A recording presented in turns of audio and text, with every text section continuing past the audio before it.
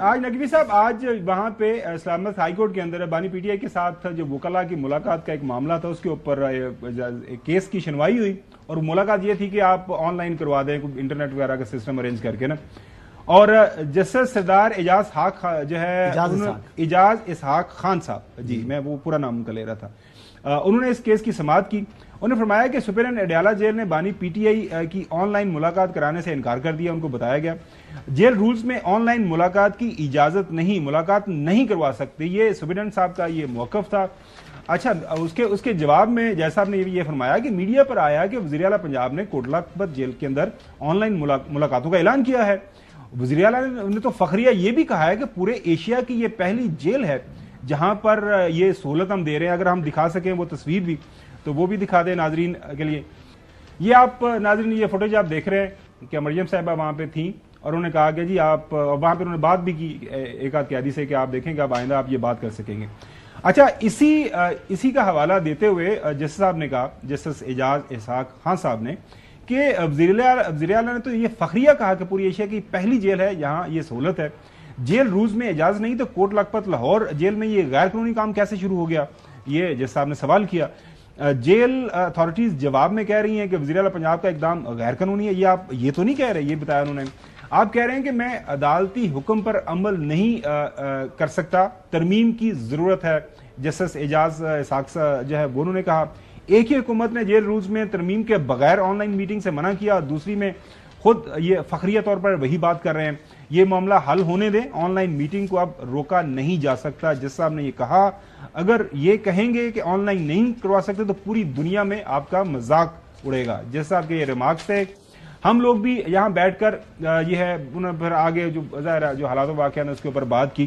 تو یہ سارے کا سارا معاملہ ہے، اس کو اگر سامنے رکھیں چوہی صاحب تو حل ہونے کے لیے یہ جو ساری کمیونیکیشن گیپ ہے حیدر نقوی صاحب نے بات کی. اب ظاہر ہے اس کے اوپر ہر کوئی اپنی اپنی سٹوری اس کے اوپر بناتا ہے. حسن ایوب صاحب جو فرما رہے تھے کہ جناب اللہ یوٹیوبرز اپنی خبریں بیچتے ہیں، جو اندر سے ہو کے آتے ہیں پی ٹی آئی کے لوگ وہ اپنی خبریں اپنا بیانیہ بناتے ہیں اور at the end of day کچھ نہیں ہوتا. تو میرے خیال میں ملاقات کا معاملہ اگر ہو جائے تو اچھی بات ہے.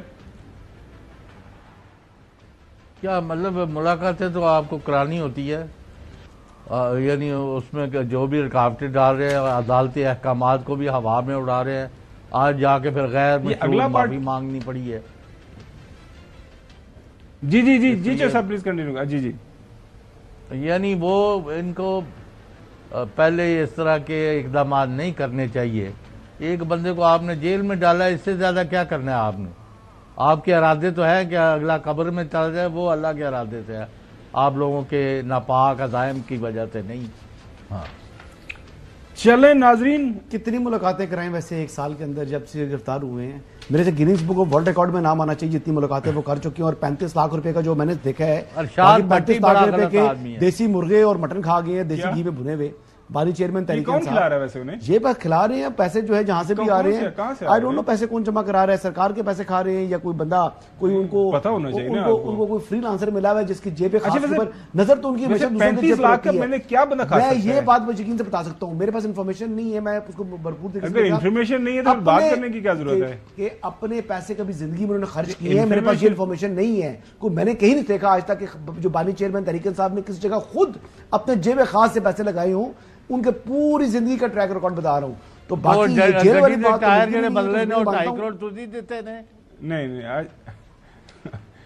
وہ تو ہمیشہ دوسروں کے جیبوں پر نظر رکھتے ہیں. یاد نہیں ہے کچھ زمان پاک میں ملاقات کے بھی 1 کروڑ روپے لیتے رہے ہیں. چوہی صاحب بھول گئے آپ؟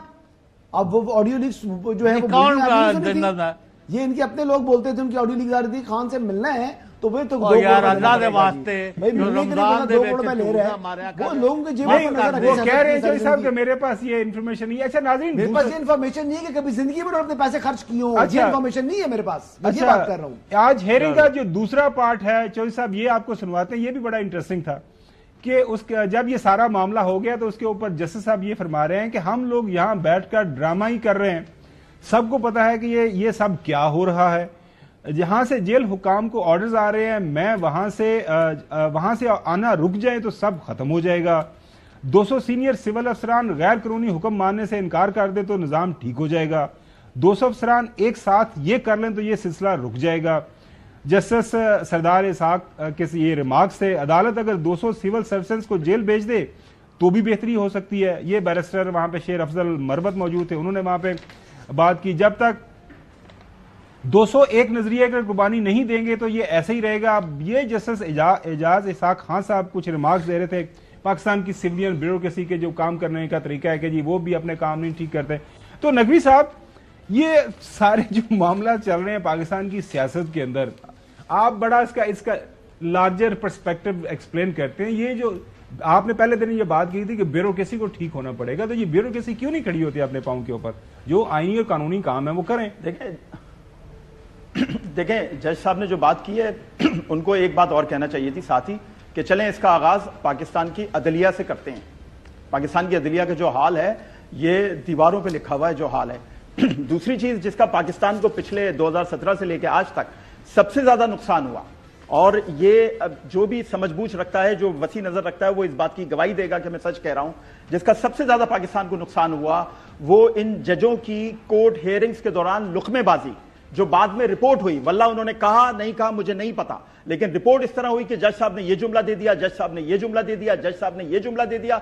वो जुमले फिर पाकिस्तान में जबान ज़दे आम हुए, जिसने पाकिस्तान में इत्तेहाद को, वफामत को, दोस्ती को, इखलाकियात को, एक दूसरे की रिस्पेक्ट को बहुत नुकसान पहुंचाया।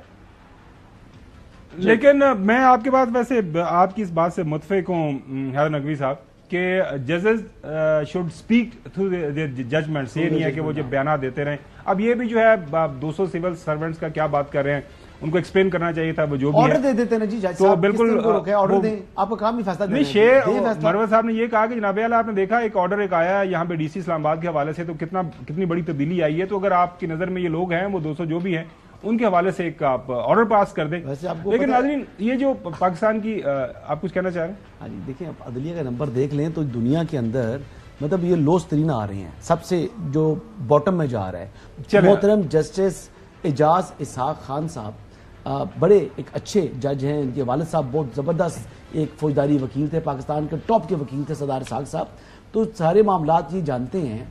तो फिर हिम्मत करें, आप हिम्मत करें ना, आप नाम लें। आप ब्रेक की तरफ जाते हैं। ब्रेक के बाद जो ये अपोजिशन की अपॉइंटमेंट का मामला है इसके ऊपर बात करेंगे।